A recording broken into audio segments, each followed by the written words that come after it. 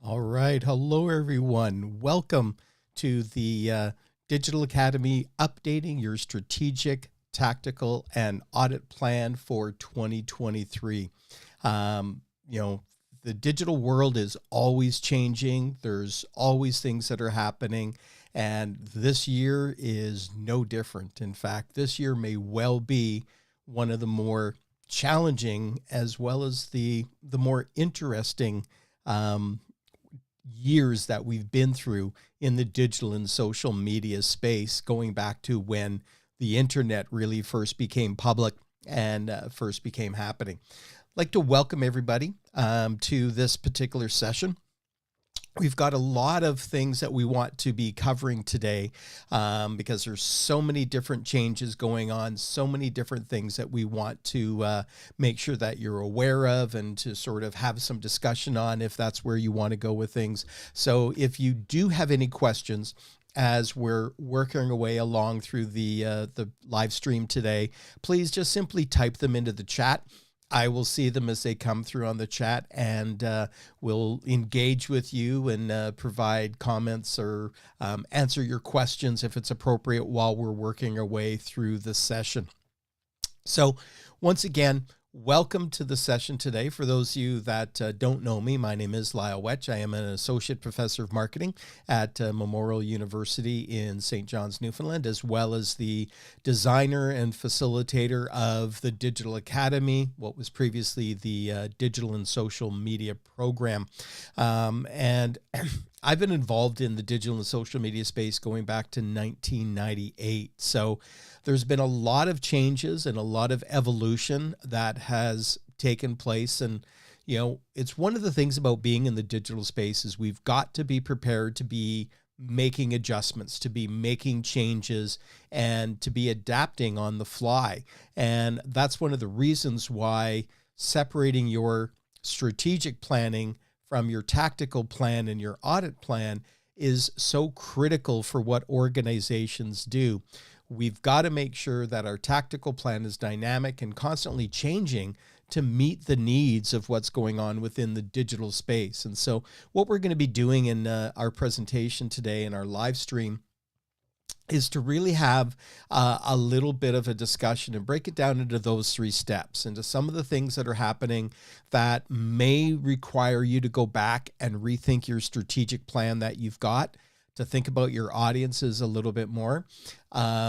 The biggest time is going to be spent looking at the tactical elements. What are the things that we need to do or can do to help us achieve our goals better and achieve those items that we're trying to do from the strategic plan and get them better in place. And then finally, we'll wrap up with what are the things that are happening with regards to your audit plan that we need to be aware of to try to sort of measure what's happening and look at things a little bit better. So let's kick things off by talking about our strategic plan and some of the things that are going on with that. Any of you who have done the digital strategist certificate with us know that your strategic plan is wrong if your strategic plan actually mentions anything digital, social media, traditional media, anything from that perspective. Your strategic plan is not about how you go about doing things. Your strategic plan is about your target audiences, your goals, your objectives. It's about what you need to accomplish. And that strategic plan is probably not going to change on an annual basis, although your tactical planning may well change week by week almost right now with some of the changes that are happening and things that we need to consider. So making sure that your strategic plan is separated out is one of the first and most important steps, but there's a lot of things that we have to consider when we're thinking about our strategic plan. One of the things is that we've got to be a lot more specific about our target audiences and our target segments. And so we have the ability to fine tune and reach people by using micro segmentation when we're doing digital advertising, to do targeting and to really focus on the messaging for that individual segment. I always tell my marketing students that marketing is simple. It's three things. It's the right message to the right people at the right time. And digital and social gives us the ability to identify those segments a little bit more, to reach those segments more effectively with targeted, directed advertising. And this is going to become even more important. One of the things that is a key element of GA4, the new version of Google Analytics 4, that everyone is going to have migrated to by July 1, but we'll talk about that more in the audit section, is the fact that we now have the ability to identify cross-platform target segment groups and target audience groups within GA4. And so not only are we able to reach these segments more effectively, but we're able to evaluate the success within individual segments more effectively. So having very clear micro segmentation, micro targeting is extremely important. And one of the areas where we really want to make sure that at our strategic planning side, we're thinking about those micro segments and have our target audiences broken down much more than we probably have before. Apologies for that. Now, one of the things that is really a big deal, that seems to be a big deal that keeps getting pushed back a little bit, is the death of third-party cookies. So organizations have really needed to focus a lot more on their first-party data, their first-party tracking. This isn't going to stop us from being able to do remarketing, but it will inhibit us to do cross-platform remarketing. Now, Firefox and Safari have already banned third-party cookies, and you're not getting any data from those. So any third-party cookies that you have are only transmitting the data through Chrome. And even Chrome was going to be getting away from third-party cookies, was supposed to be in 2023. The latest update is they've now delayed this until late 2024. So there's about a year, maybe 2 years left where you will still be collecting third-party cookies data on Chrome. But because of the fact that the other browsers are not doing that, it's one of the things that we really need to start to get a plan in place for what tools we're going to be using, focusing on first-party data and focusing on not relying on cookies. And again, that's another big piece that GA4 does, is it does not have reliance on cookies. It doesn't track IP addresses. It uses a very different, more privacy-centric approach to managing your analytics and managing your segments and connecting into that. Now, search is one of the ones that's been pretty stagnant over the last number of years, but in the last 48 hours, this has really taken an amazing step, and we've seen a lot of changes coming to fruition within our search engine optimization. There's really two angles of this that are really important. One is the fact that your online search social presence is becoming even more important. We're really dealing with a couple of key platforms, and that's where within Google, we have your Google business account or your Google business profile. And it's amazing that to this day, we see a number of organizations that haven't claimed that and are not using it to their full advantage, not posting social media content onto it and getting it showing up, because your Google business account, your knowledge panel that's on that right-hand side of desktop search, is the thing that shows up first in a mobile search result. And it's absolutely key. And while they've always been the leader, Bing has been doing a lot. We're going to see this as a common theme as we work our way through today's session, is that Microsoft and Bing have been playing hardball lately, and they've been doing some really amazing things. So whether it's a combination of your Google business account or your Bing Places for Business account, making sure that you've claimed those, that you're taking advantage of the full opportunities that they have, are really important for your search presence.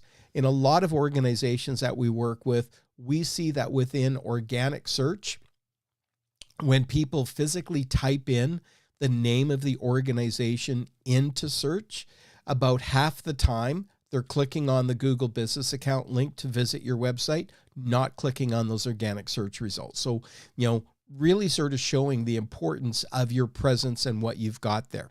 Now, Bing has released a brand new tool, and this is one that should be very exciting for individuals, and that is called Bing Pages. Right now, Bing Pages is still in beta, but you are able to apply to get a Bing Pages account. Essentially, what this is doing is taking that search within Bing and putting it on steroids. In addition to having your normal organic search results and having that little box that shows up on the right-hand side with your Bing Places for Business account, it actually will be promoting all of your social media content and almost turning organic search into a landing page for your social media. So connecting all of your Twitter, your Instagram, your YouTube, your Facebook posts, bringing that into organic search. So it's absolutely amazing. Again, as with all of these tools, it's free, and it is an extremely powerful tool to be able to tap into. We've actually just updated our 2 online courses on Google Business Profile and Bing Pages and Places for Business. And we've actually got those bundled, and there was a link that we sent out in the email. And if anybody doesn't have it and would like to access it, let me know, because we are making this new bundle, the search engine social accounts, free and accessible to everyone until May 1st. So this is really a big key to take a look at what's going on and to really make sure that you've optimized what's happening within your Google Business account and your Bing Places for Business, and to start getting started on Bing Pages. Because as you're going to see coming up, Bing is a word that's going to become much more part of your vocabulary as we go.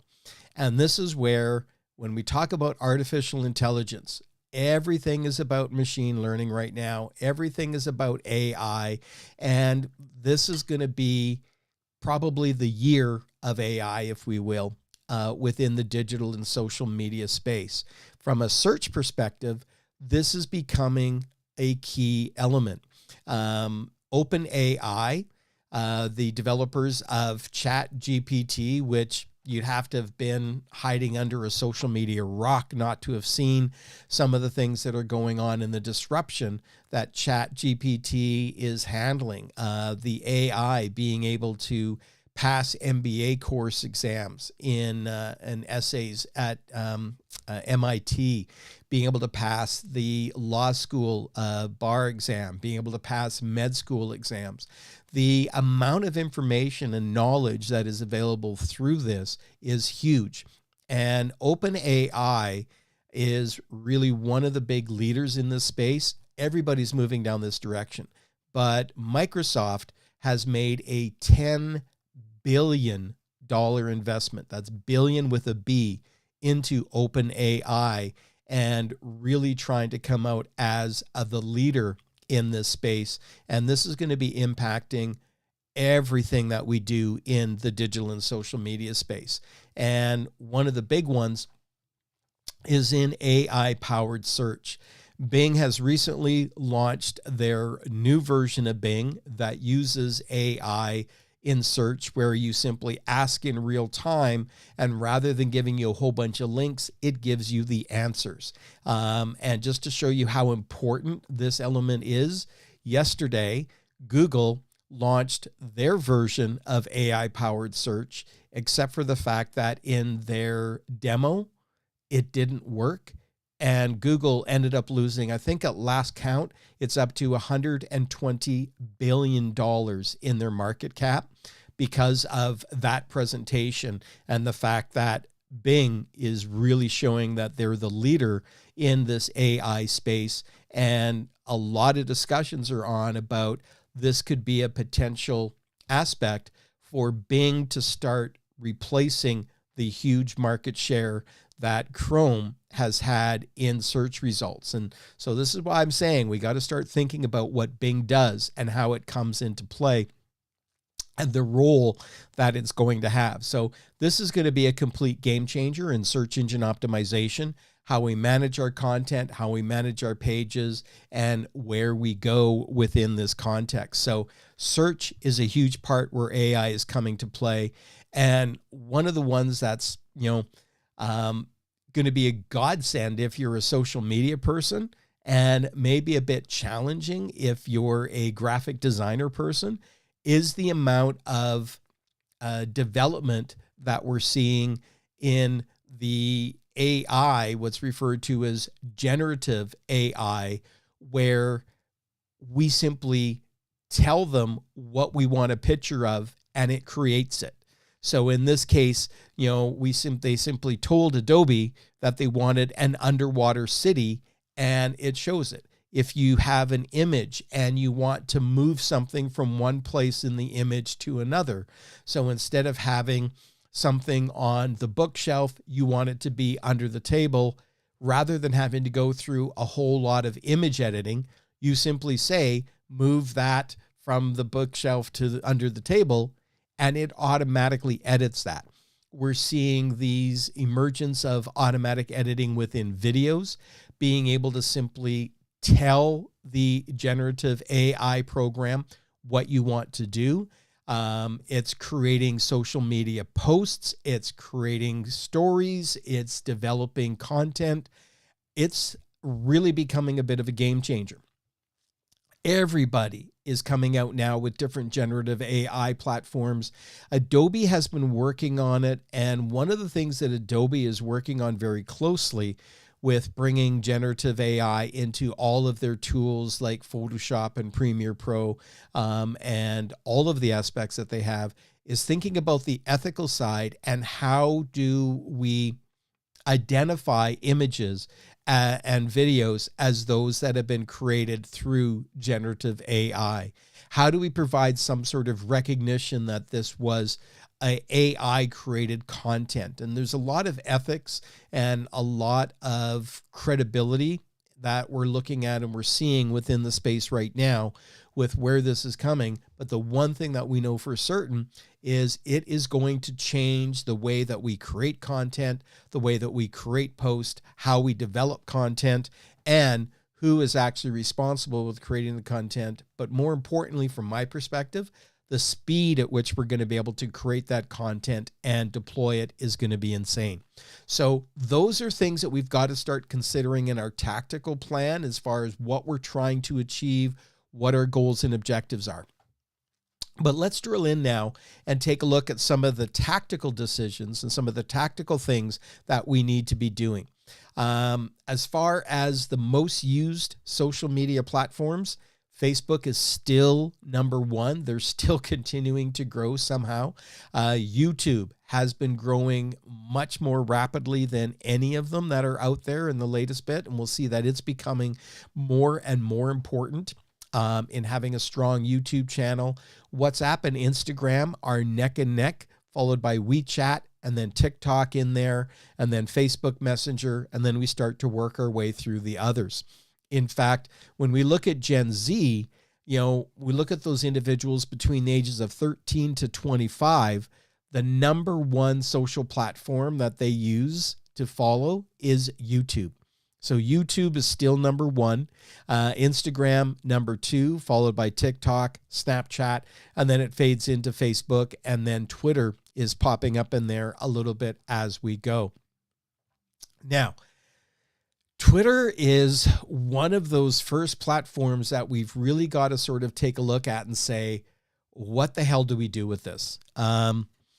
The Elon Musk experiment or plan or whatever's going on with Twitter is one of those pieces that we've got to try to think about. How important is Twitter? Is Twitter going to be functional? We've seen a lot of organizations bailing on Twitter as there's challenges. Twitter has had major shutdowns, with things that are going on. It still is important, but it's interesting that I still see organizations that are posting on Twitter and they'll tweet something once. Twitter is not about tweeting something once. With Twitter, it's about putting that same message out multiple times a day, multiple days a week, because if somebody's not physically on Twitter within about an hour and a half to 2 hours of you making that tweet, they're not going to see it. And so it is probably the most important bulk posting platform that we have. You're not going to get engagement on Twitter, but it is still something that is used for reach. And they continue to grow and get numbers more so than they have in the past. So it is still an important part, but we've got to make sure that we're using it, but we can't be married to it because who knows where things are going to go in the Elon Musk world. In fact, yesterday, they announced new limitations that you can only do 2,400 tweets a day, 500 direct messages a day, and 400 new account follows per day. Those make sense, and people may not have a challenge with that, but they're also capping the total number of accounts an individual can follow at 5,000. So there's a lot of people that may have been around that space that are now being blocked from following additional accounts. We're seeing much more of a pay-to-play model emerging on Twitter, that features that you're going to have to pay for, like the gold check mark, are going to be costing brands a lot of money a month. Certain features like TweetDeck are only going to be available to people that have a Twitter Blue account. So we're seeing a lot of transition and movement into a more pay to play. And organizations are going to need to be really critically evaluating the return on their marketing spend for Twitter with these additional charges and things that are happening and popping in. Now, just before we move on to Facebook, remember that if you do have any questions, please just type them into the chat and we'll take a look at them and address them as we go.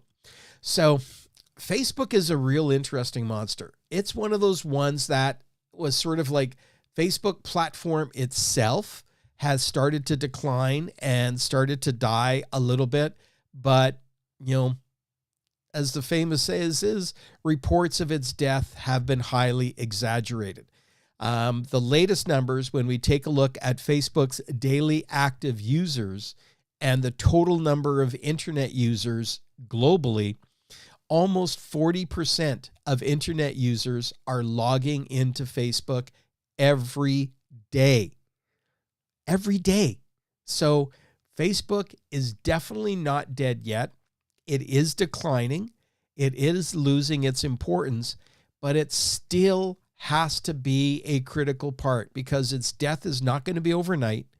Even if it does start to die and become less valuable, it's going to be a slow death. So we are going to still need to be looking at Facebook and working with Facebook effectively.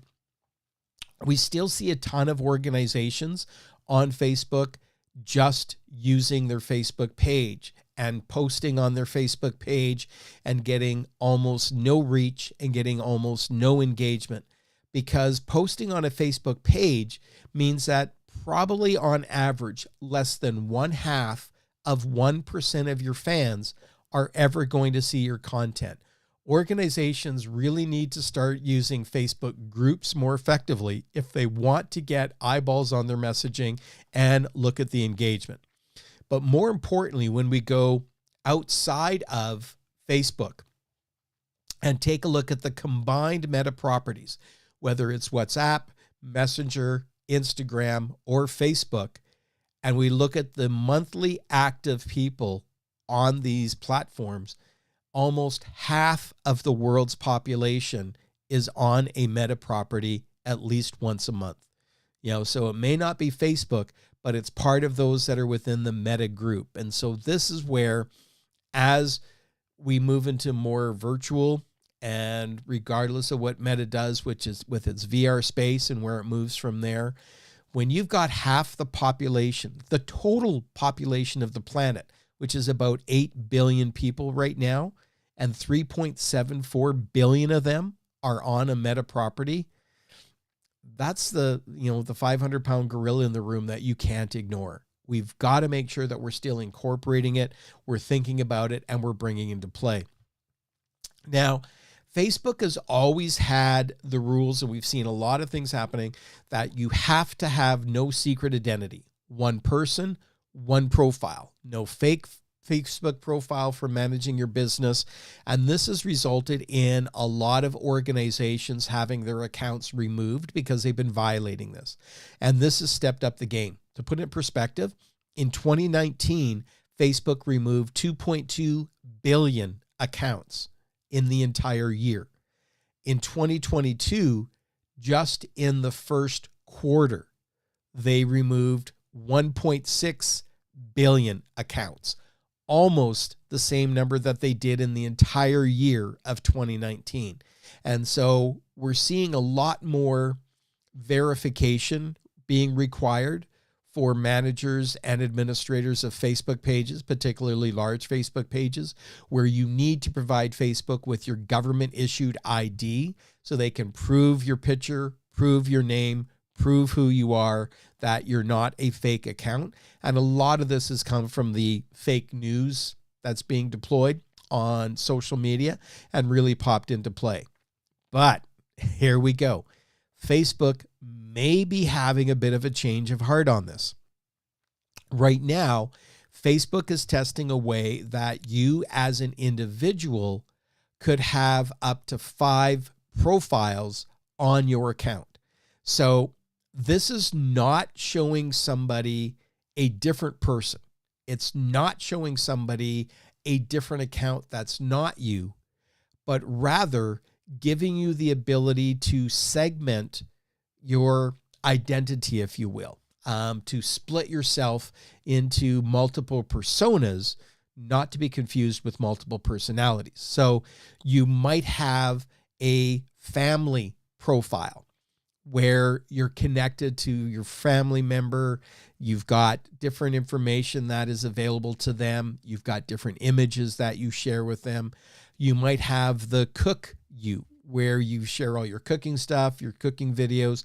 It's still you, but people who follow the cooking you would not see your family content. You might have a friend you, a traveler you. And so this is where, if this comes out of beta and becomes a publicly available site, this may well enable you to have a business you on Facebook, as well as multiple personal yous, your friends, your family, your public persona, however you want to present it. So it is something that's been a massive change on Facebook. So we'll just have to see where that goes and how it ends up. LinkedIn continues to be one of the strongest engaging platforms, one of the ones that brands really need to take advantage of. And there's been several significant updates. Last year in August, they came out with templates to help you create better content. They actually added clickable links available in posts. So rather than having to embed it, you could control and manage the image that was showing when you put a link, as opposed to the default one popping in. We can now customize that. We can add links on our posts that can drive them to different websites, to different platforms. They've really expanded their creator mode. And one of the things that we've seen is, despite a lot of platforms shutting down their newsletters, we see LinkedIn stepping up the game for their newsletter focus and making their newsletter platform become even more public and searchable across the digital and social media space, not just within LinkedIn, but within organic search as well. So there's a lot of things happening within LinkedIn, and most of them are tied into the creator mode. And so as a brand, as an organization, or even as an individual, thinking about making the move and switching yourself over to creator mode is key. Now, if you're not sure what that is, we do have a live stream that we did on LinkedIn Creator Mode that's on the YouTube channel. But when you activate Creator Mode, what it allows you to do is to add topics onto your account. It gives you the option to be able to access LinkedIn live audio events, and LinkedIn newsletter, providing you meet the criteria for each of those with regards to the number of followers. You've got to have at least 100 followers. And it opens up the Creator Hub with things as to being able to create better content and to add a lot of these features.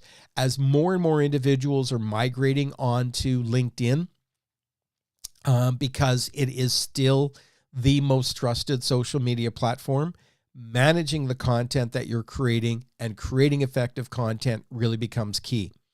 Some interesting changes to the LinkedIn algorithm, though. LinkedIn has always been one of the ones where the algorithm was not really managing or filtering your reach. But as we see more and more social media platforms, both Facebook and LinkedIn, going out and showing your content to people who are not necessarily following you, we're seeing a lot more managing of the content. For example, one of the couple of things that came out with the 2022 algorithm update is that if you ask on a LinkedIn post for people to like your post, follow you, or comment, your post will be demoted in people's feeds. And so this is the same as on Facebook from over 2 years ago. What they're looking for is credible engagement, not just engagement that's there. And as with most platforms, we're seeing a desire to keep people on the platform.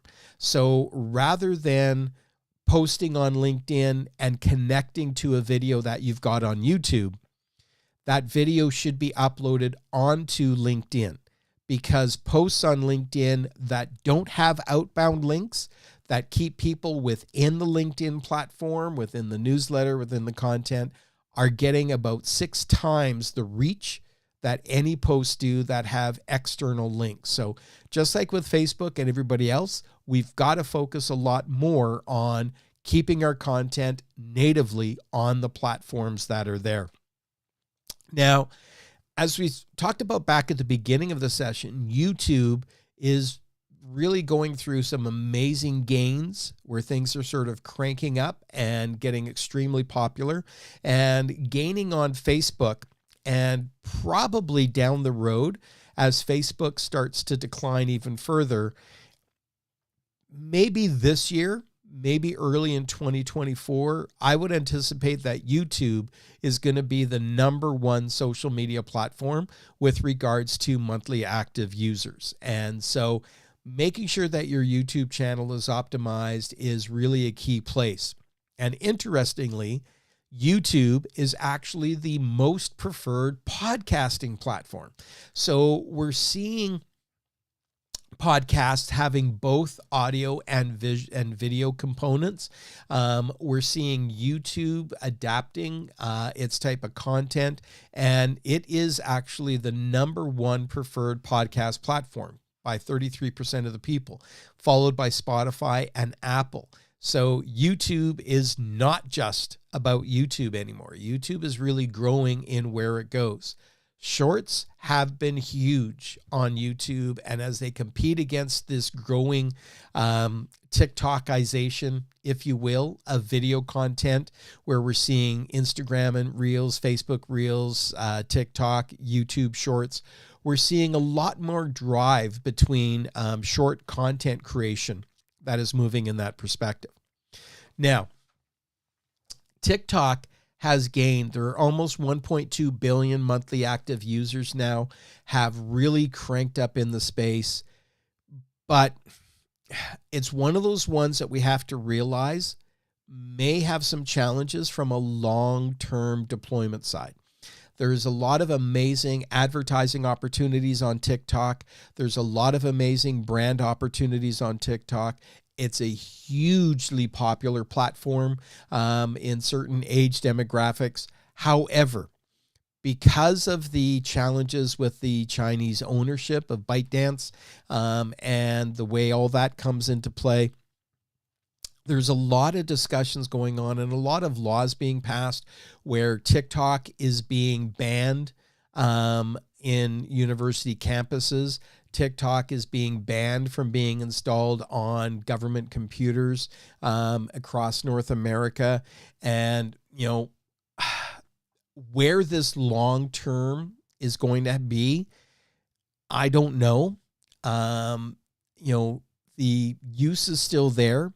The account growth is still there, but there is a massive pushback in government circles on the utilization of TikTok, and to a lesser extent, even DJI drones, different tools that used to connect to DJI drones, providers who also provide work and those types of technology to the federal government are not able to connect into DJI drones content anymore because of the Chinese ownership. So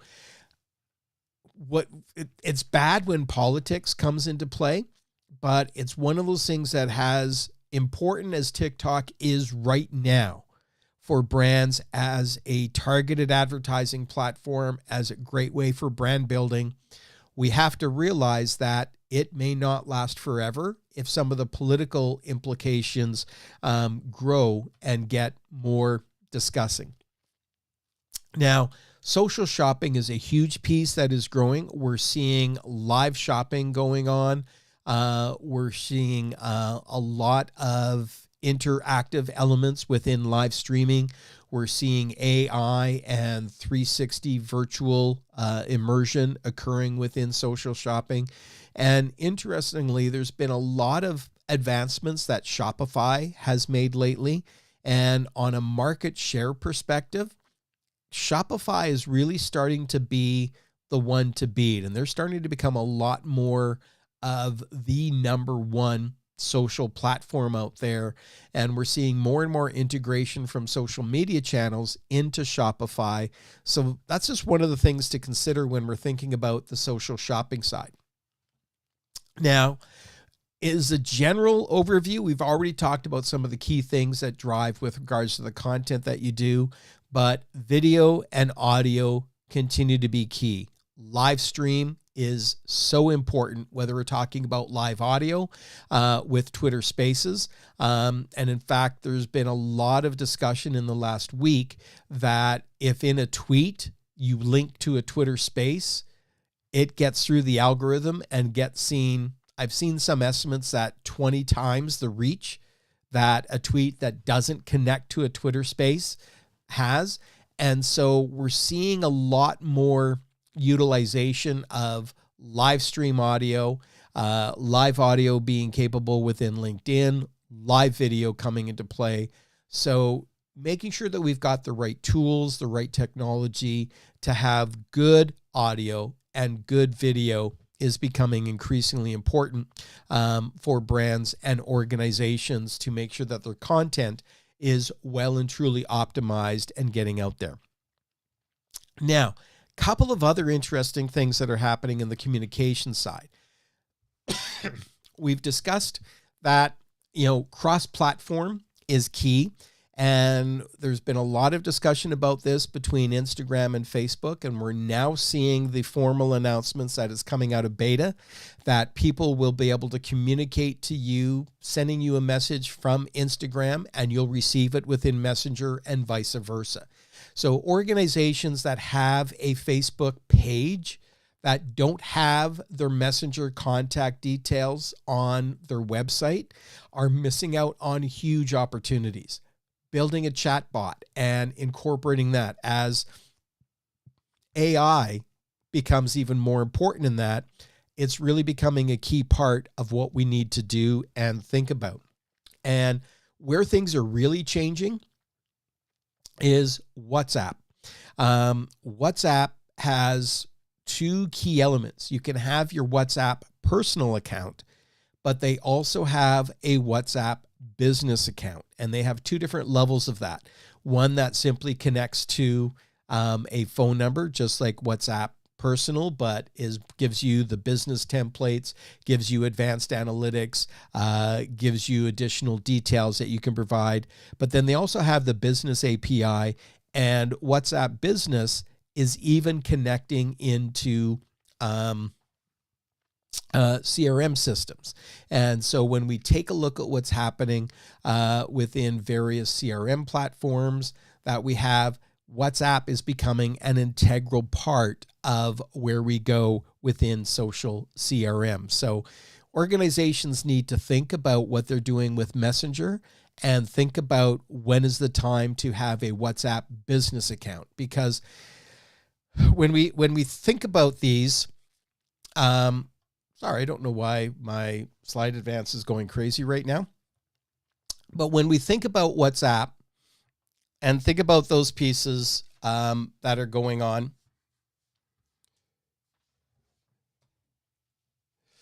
all right, let me back up here. Key was getting stuck somewhere. Apologies on that. But one of the key things is when we think about, there we go. When we think about WhatsApp, WhatsApp used to be and still is the largest global social media messaging platform. Messenger is number 2. Now, Facebook owns both of these. Messenger used to be very strong in North America, ahead of WhatsApp, but we've seen a transition in that.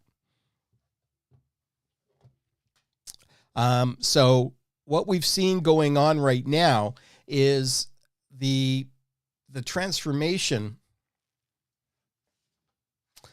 Apologies, folks. I don't know why my slide advance is going a little bit crazy here, but organizations need to start to think about what they're doing with WhatsApp, and maybe it's time to make that transition to have both Messenger and WhatsApp when we're looking at our deployments and bringing that into play. Now, from an online advertising perspective, a lot of the things that we've got capabilities to do within TikTok are huge and really cranking up. But Microsoft advertising has really taken a lot more leaps and bounds. And remember that when we're dealing with Microsoft advertising, that includes LinkedIn, because Microsoft owns LinkedIn. So now we actually have the ability to do digital advertising on Bing search results using targeting factors that come from an individual's LinkedIn profile. So Microsoft is really stepping up the game, both in their search and their online advertising. And that's one of the reasons why they're sort of flittering around back and forth with Apple as being the most valuable company. And periodically, Microsoft swings above Apple, and then it swings back down below. But really, Apple and Microsoft are the two big players right now. And people need to start giving Bing a little bit more love and Microsoft advertising a little bit more love, because I think that's going to become increasingly important over the next few years.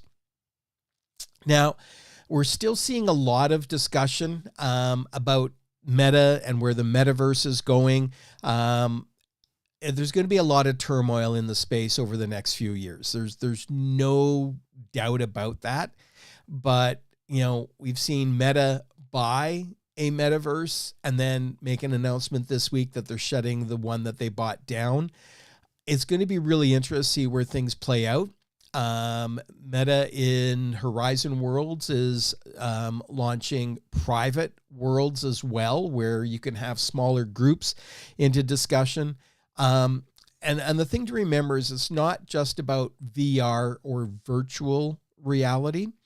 Where we see things are really moving towards is in the MR or mixed reality component, that where you're dealing with things in real life as well as online mixed together. And that's where we're seeing a lot of movement in the MR headsets. The pass-throughs is the term that we quite often see. And the big one that everybody's waiting for. We've seen the Oculus Pro came out last year, but everybody's waiting for the new Apple headset, the MR headset. It's expected that this is going to be the number one discussion point of the Apple press releases, the things that are going on. The preliminary specs look scary. as far as the capabilities on this. And they're almost seeing it as a replacement to having a big screen TV, having multiple monitors on your workspace, creating something that's light enough and robust enough that it can be worn all day long and being used. Whether it meets those parameters, we'll have to wait and see. Whatever the price point's going to be, it'll be a lot, but it'll probably be worth it. We'll just have to wait and see where it goes. But this is the one that people were hoping that there was going to be some announcement in 2023 on their 2022 rather on this, but more than likely this is where a lot of focus is going to be coming up in the coming year, is what's going on within Apple and with their mixed reality headset as we start to move more down this specific direction. Any questions or comments on the tactics side before we move into wrapping things up, thinking about the digital audit component? Just type them into the chat and we'll happily address them as we go. All right. So from the audit side, GA4 is the most important element of everything that's going on. After July 1, your Universal Analytics or any older version of Google Analytics that you've got will no longer be collecting data. And in fact, Google even put out a note this week that if you haven't started your migration to GA4 by March, they're going to do it for you. The problem with that is they're going to do it by moving broken stuff from your Universal Analytics into your GA4 setup. And that's going to create absolute nightmares. I'm fully prepared that when we start dealing with clients that have had a GA4 profile created automatically by Google and started to migrate through, we're going to end up just deleting that and starting from scratch with a new proper GA4 account. The capabilities within this are insane. The privacy capabilities, the way to manage data collection and acquisition to be legally compliant with all the different privacy directives, the ability to do segmentation analysis, segmentation marketing, the incorporation of artificial intelligence to fill in the gaps and do predictive modeling into predictive stuff. It is a complete game changer, but organizations need to get on the board optimally. You were moved over to GA4 and had a GA4 profile running in parallel to your Universal Analytics since July of 2022. But if you haven't done that yet, the key is getting your GA4 going as quickly as you possibly can, because that's going to be one of the most important things for your analytics going forward. Because if you've got old version, effective July 1, you will no longer have any new data being collected. And a few months after that, you will not even be able to access your old data. So making sure that we're getting that GA4 implementation going soon is key, and moving us down that direction is going to be vitally important with where we go. So if you haven't already done so, you want to sort of maybe take a look at our video on YouTube where we do an introduction on making the transition to GA4, or join us for one of our live GA4 programs. Two big ones that we've got coming up that sort of tie in is we do have our digital strategist certificate starting next week with our first of our 3 live sessions as part of that. And we just started a GA4 certificate last week. So the next one coming up for that is going to be starting on April 5th. So if you've got any questions on those, please reach out and let me know. Other than that, that in a nutshell are some of the things that you've got to be aware of and to be thinking about as we move forward into 2023, and why you may need to give some serious thought and reconsideration to what you're doing and what platforms you're focusing on and how it's going to be taking place. So, does anybody have any last minute questions before we go? If not, thank you very much for joining us today. It's been great having you. And, we really hope that you have a prosperous and effective digital and social media 2023. If you got any questions, feel free to reach out and let me know. Other than that, have yourself a great day, everyone, and thanks for joining us for this live stream.